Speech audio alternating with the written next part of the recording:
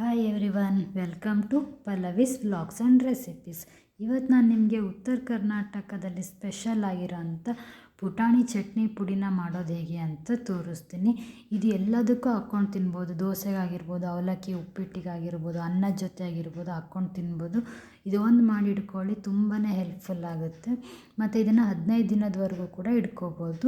ಇದನ್ನು ಯಾವ ರೀತಿ ಮಾಡೋದು ಅಂತ ನಾನು ನಿಮಗೆ ತೋರಿಸ್ತೀನಿ ಬನ್ನಿ. ಇದಕ್ಕೆ ಫಸ್ಟ್ ನಾನು ಪುಟಾಣಿ ತಗೊಂಡು ಇಟ್ಕೊಂಡಿದ್ದೀನಿ. ಸ್ವಲ್ಪ ಎಣ್ಣೆ ತೊಗೊಂಡಿದ್ದೀನಿ.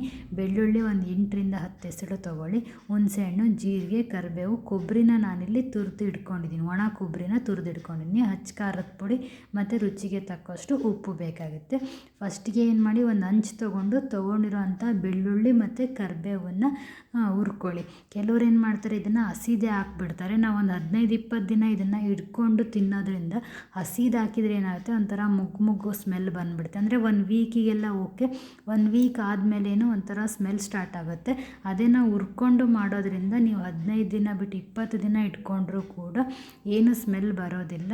ತುಂಬಾ ಟೇಸ್ಟ್. ಫಸ್ಟ್ ದಿನ ಮಾಡಿದಾಗ ಯಾವ ಥರ ಇರುತ್ತೋ ಲಾಸ್ಟ್ವರೆಗೂ ಅದೇ ಥರ ಟೇಸ್ಟ್ ಇರುತ್ತೆ. ಹಾಗಾಗಿ ನಾನು ಇದನ್ನು ಹುರ್ಕೋತಾ ಇದ್ದೀನಿ. ಯಾವುದೇ ಕಾರಣಕ್ಕೂ ಹಸಿಗೆ ಮಾಡ್ಕೊಳಕ್ಕೆ ಹೋಗಬೇಡಿ. ನೀವು 1 ವಾರಕ್ಕೆ ಮಾಡ್ತೀನಿ ಅಂದರೆ ಮಾತ್ರ ಹಸಿದು ಮಾಡ್ಕೊಳ್ಳಿ. ಇದಿಷ್ಟನ್ನು ನಾವೀಗ ಚೆನ್ನಾಗಿ ಹುರ್ಕೋಬೇಕು.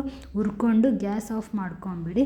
ಹಂಚು ಸ್ವಲ್ಪ ಬಿಸಿ ಇದ್ದಾಗಲೇ ಜೀರಿಗೆ ಮತ್ತು ಒಣ ಕೊಬ್ಬರಿನೂ ಕೂಡ 1-2 ನಿಮಿಷ ಗ್ಯಾಸ್ ಆಫ್ ಮಾಡಿ 1-2 ನಿಮಿಷ ಹಂಚಿನ ಮೇಲೆ ನಾವು ಫ್ರೈ ಮಾಡ್ಕೋಬೇಕಾಗುತ್ತೆ. ಕೊಬ್ಬರಿನ ತುರಿದಿಟ್ಕೊಂಡಿರೋದ್ರಿಂದ ಗ್ಯಾಸ್ ಆಫ್ ಮಾಡಿನೇ ಹಾಕ್ಕೊಳ್ಳಿ, ಇಲ್ಲಾಂದರೆ ಬೇಗ ಒತ್ತೋಗ್ಬಿಡುತ್ತೆ. ಇದನ್ನು ನೀವು ಉಪ್ಪಿಟ್ಟಿನ ಜೊತೆ ಅಥವಾ ಅವಲಕ್ಕಿ, ಮಂಡಕ್ಕಿ, ಒಗ್ಗರಣೆ ಜೊತೆನೂ ಕೂಡ ಹಾಕ್ಕೊಂಡು ತಿನ್ನಿ. ತುಂಬ ಚೆನ್ನಾಗಿರುತ್ತೆ ಈ ಪುಡಿ. ಫಸ್ಟಿಗೆ ನೀವು ಒಂದು ಜಾರ್ ತೊಗೊಂಡ್ಬಿಟ್ಟು ಪುಟಾಣಿನ ತೊಗೊಂಡಿರ್ತೀವಲ್ಲ, ಆ ಪುಟಾಣಿನ ಫುಲ್ ನೈಸಾಗಿ ಗ್ರೈಂಡ್ ಮಾಡ್ಕೊಂಬಿಡಿ. ತರಕಾರಿಯಾಗೆಲ್ಲ ಬೇಡ, ಫುಲ್ ಪೌಡ್ರ್ ಆಗಲಿ ಆ ಥರ ಫಸ್ಟ್ ಗ್ರೈಂಡ್ ಮಾಡ್ಕೊಳ್ಳಿ. ಯಾವ ಇಂಗ್ರೀಡಿಯೆಂಟ್ಸ್ನ ಹಾಕಬೇಡಿ. ಫಸ್ಟ್ ಪುಟಾಣಿ ಅಷ್ಟೇ ನೀವು ಗ್ರೈಂಡ್ ಮಾಡ್ಕೊಳ್ಳಿ. ಆಮೇಲೆ ನಾವು ಹುರಿದಿಟ್ಕೊಂಡಿರೋ ಅಂಥ ಒಣ ಕೊಬ್ಬರಿ, ಜೀರಿಗೆ, ಕರಿಬೇವು, ಬೆಳ್ಳುಳ್ಳಿ ಅದಿಷ್ಟನ್ನ ಹಾಕ್ಕೊಂಡು ರುಚಿಗೆ ಎಷ್ಟು ಬೇಕೋ ಅಷ್ಟು ಉಪ್ಪನ್ನ ಹಾಕ್ಕೊಳ್ಳಿ. ಆಮೇಲೆ ಹಚ್ಚ ಖಾರದ ಪುಡಿ ಇಲ್ಲಿ ನಾನು 1 ಟೇಬಲ್ ಸ್ಪೂನ್ ತೊಗೊಂಡಿದ್ದೀನಿ. ನಮ್ಮದು ಖಾರ ಜಾಸ್ತಿ ಇದೆ, ಹಾಗಾಗಿ 1 ಟೇಬಲ್ ಸ್ಪೂನ್ ತೊಗೊಂಡಿದ್ದೀನಿ.